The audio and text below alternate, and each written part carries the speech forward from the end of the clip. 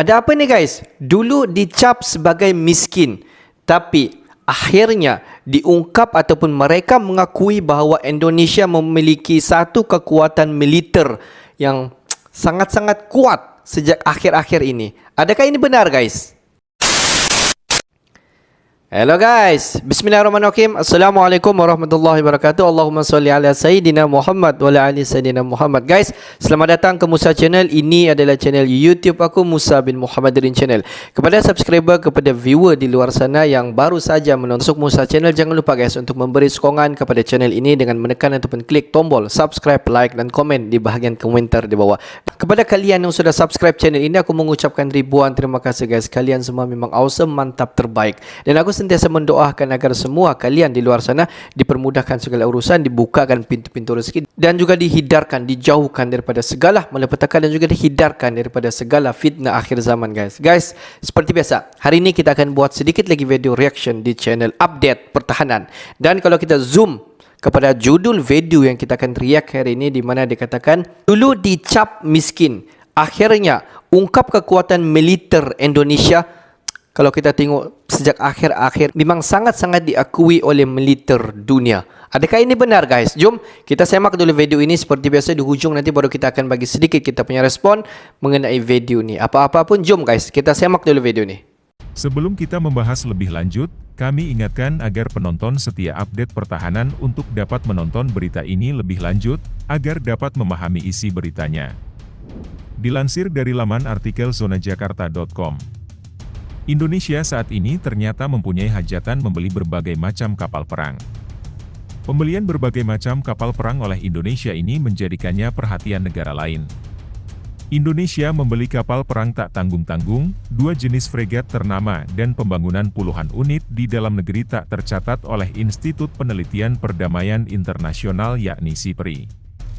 Stockholm International Peace Research Institute SIPRI merupakan sebuah lembaga internasional yang berada di Swedia.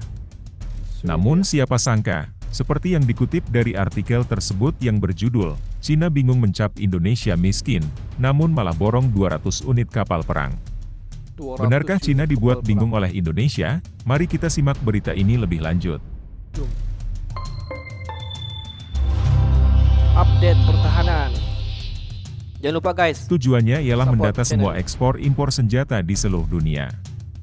Contoh pembelian frigate Arrowhead dan frame yang dilakukan Indonesia akan tercatat di sini. Boleh dibilang SIPRI membantu pihak-pihak yang hendak mengumpulkan data kekuatan militer sebuah negara. Semua jenis transaksi alutsista semenjak Perang Dingin tercatat di SIPRI. Namun bila sebuah negara memproduksi alutsistanya sendiri di dalam negeri tak bakal tercatat di SIPRI. Contohnya Indonesia memproduksi kapal perang landing platform Do LPD Banjarmasin Class, maka tak tercatat di SIPRI. Dalam menghadapi pandemi, serta untuk evakuasi bencana yang terjadi di Indonesia. Kapal ini memiliki kemampuan untuk menangani wabah COVID-19, sehingga dapat digunakan sebagai rumah sakit isolasi terpadu. Hal ini lantaran Indonesia punya hak merahasiakan kekuatan tempurnya asalkan alutsista itu diproduksi di dalam negeri. Indonesia bisa diam-diam memproduksi senjatanya sendiri sebanyak mungkin dan menutupinya sebagai rahasia negara itu sah-sah saja. Hal inilah yang tengah dilakukan Indonesia. Indonesia berencana memproduksi hingga ratusan unit kapal cepat rudal di dalam negeri. Nantinya jumlah produksi KCR sebenarnya boleh disembunyikan Indonesia. Peneliti di Institut Raja Ratnam School of International Studies, Nanyang Technology University di Singapura, Koswe Lean Colin pernah mengungkapkan bahwa sesungguhnya kekuatan pukul utama Indonesia justru berada di KCR. Sebab Indonesia saat ini masih kesulitan apabila disuruh membuat frigate atau korvet dalam jumlah besar. Konfigurasi high and low berlaku untuk Combat Strike Group, di mana 10-12 kapal selam dan 56 frigate dan korvet akan tampak ambisius. Dan PT PAL Indonesia berperan aktif dalam mengangkat nama Indonesia dengan meningkatkan daya saing di tingkat global. Kalibrasi ulang yang diusulkan membayangkan pengurangan jumlah platform berkemampuan tinggi yang lebih besar, frigate dan korvet sambil meningkatkan proporsi kapal serang cepat bersenjata rudal, yang relatif lebih murah dan lebih sederhana untuk dibangun dalam jumlah yang lebih besar, jelas Colin dikutip dari The Diplomat pada 18 Agustus 2015. KCR inilah yang saat ini diandalkan Indonesia. Model hit and run yang menjadi senjata utama KCR sangat menyulitkan lawan. Pendekatan ini memanfaatkan kekuatan khusus dari basis industri domestik Indonesia, yang sejauh ini telah memproduksi kapal serang cepat seri KCR 4060 untuk TNI Angkatan Laut serta membuat langkah penting dalam mengembangkan sistem tempur. Faktanya, KCR 4060 series telah menjadi salah satu area utama yang mengalami pertumbuhan pesat selama Renstrai, dengan hingga 18 unit semuanya ditugaskan atau dalam berbagai tahap konstruksi dan uji coba sejak 2011, ungkapnya. Acara ship landing dan launching kapal bantu rumah sakit, siap, dimulai. Lanjutkan. Dengan KCR, Indonesia bisa memadukannya dengan fregat atau korvet membentuk gugus tempur tangguh di lautan.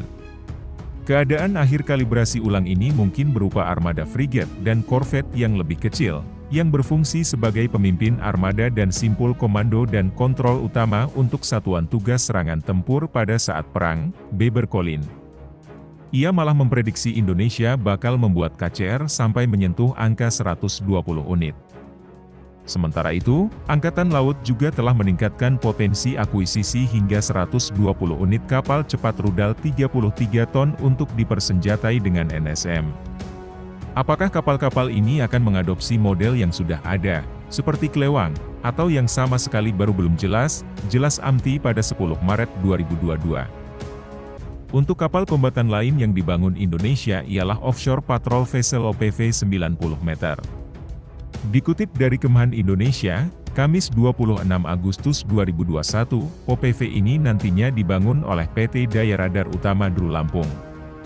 Dimulainya First Steel Cutting ditandai dipencetnya tombol oleh Kepala Badan Sarana Pertahanan Kementerian Pertahanan Marsikal Muda TNI Yusuf Jauhari, M.Eng, didampingi Asisten Logistik, Kasal Laksamana Muda TNI Puguh Santoso, CMM, dan Komisaris PT Daya Radar Utama Stephen Anggaprana. Kemhan memang sengaja memesan OPV ke PT Dru lantaran sebagai salah satu usaha pemulihan ekonomi nasional serta meningkatkan kemampuan galangan Indonesia membuat kapal perang.